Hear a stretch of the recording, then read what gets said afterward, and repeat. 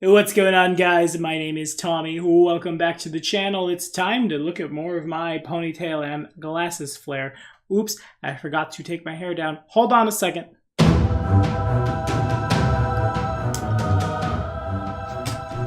What's going on, guys? My name is Tommy. Welcome back to the channel. It's time for another episode of Wednesday Afternoon Worship. Today, Mr. Nick Impala requests we crack open The Tome of Horrors Complete, and some Paizo lore as well, to talk about the man, thing, myth, thing, legend, thing, known as the Oinodaemon. If you guys have any requests, down there they go. Patronage and Eddie's here makes them up there they go, to the top, as it were. Be sure to like, subscribe, ding that bell. Today's episode of Wednesday Afternoon Worship was brought to you in part, actually, by Mr. Josh King, who looks like will be moving to Kansas City to help the channel and be closer to me. So that's honorable. That's the thing that happened. I'll see you soon, man. Anyway, video time. Here we go. Alrighty. So the Oinodaemon in Pathfinder is the eldest and most mysterious of the four horsemen of Abaddon. That's where you go when you die and you're neutral evil.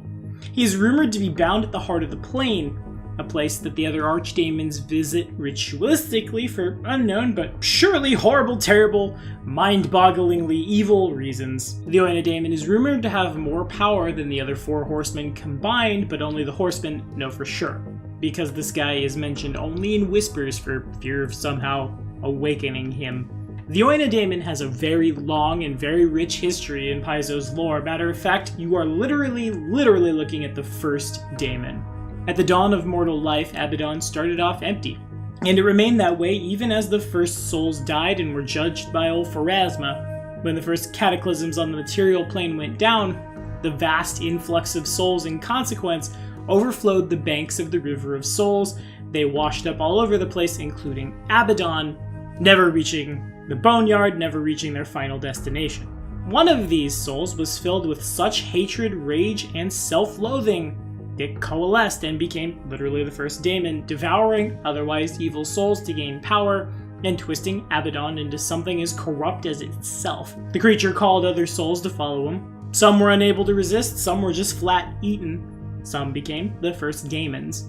They then continued to consume the souls that would wash up on the shores of Abaddon.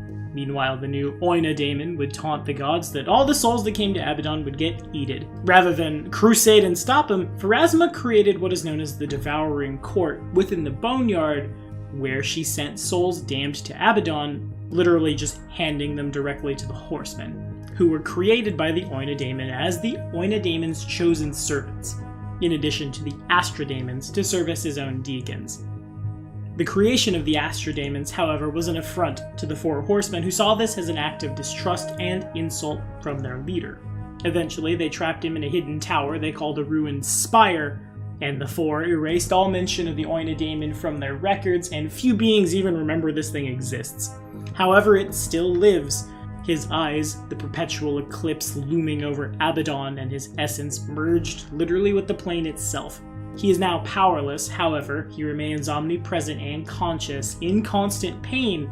The horsemen, of course, barring the door to go see this thing, only opening it when they alone come visit, and I'm literally just reading this as it says, worship the Oinodaemon. So that's fun.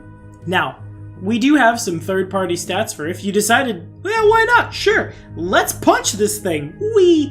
The rest will be BDG Homebrew. If you think you could do it better, in the comments, of course.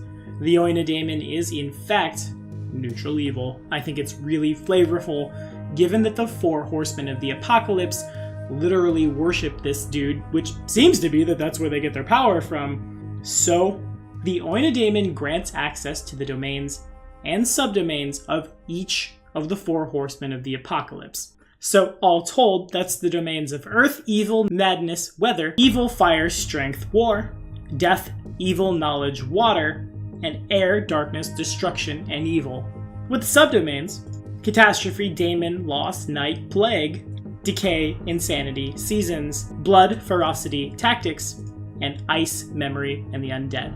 His favorite weapon is a bite, and his symbol, an eclipse. The Oinodaemon's obedience will be a very simple one. The Oinodaemon cares for one and one thing only: souls. To perform the Oinodaemon's homebrew deific obedience, you must offer a soul of a creature whose hit dice are within 2 of your own. So if you have 10 hit dice, it could be 8 to 12. Usually this will involve murder, but delivering these souls and the vessels therein to a suitably powerful daemon is enough. In return, you gain a horse animal companion with the half-fiend template. Should be fun, right? This guy's really, really powerful. It seems on flavor to me. Anyway, Exalted Evangelist and Sentinel. Not gonna list them all here. Follow this card right up here. We did the 4 Horsemen a really long time ago. Old but gold! Characters who worship the Oinodaemon may draw from any Horseman of the Apocalypse's list of boons, though they must still take diverse obedience to go from 3 different paths. So for example, you could take the Exalted path and go Apollyon, Charon, Zuriel. Or you could take diverse obedience and bounce all over the place, because this is where they get their power, right? Seems good. And for an anti-paladin code, the Oinodaemon is a simple creature with simple needs, and so I feel like his code should reflect something similar, right? As the bound prince once devoured all around him to gain power, so too shall I. Allies are important, but only while they are useful. All divine entities that would stand in my way will be ground beneath my feet. Though my allies are merely pawns in a game, I shall make them in my image. Pawns are more effective when created by a master craftsman. And finally, my lord lies sealed in Abaddon. I will serve the other horsemen's whims for now, should they require my assistance, but all of my goals will ever stem towards my lord's release. Now, if we happen to pop on over to the Tome of Horrors Complete, the Oinodaemon has stats. Yeah, it bleeds, we can kill it, so that's fun. This thing is a CR 37 creature. That's how many experience points you get if you kill it. Too many, I say. We're not going to necessarily go over all of the craziness it has, because it has a lot of craziness, and this might not necessarily be a 1-to-1 to Paizo's, but hey, why not? So I guess really quickly, here's all of the spell-like abilities and spells that this thing has.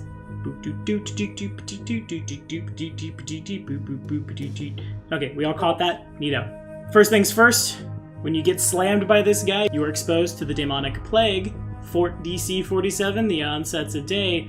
Once a day, it's 2d6 con damage. You need 3 saves to cure it, and each time the victim takes con damage, it must save again or lose 2 points of that con damage permanently.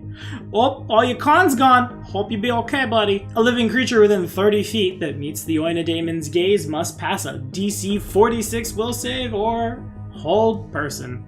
An affected creature can try to break this if it has 24 hit dice or more.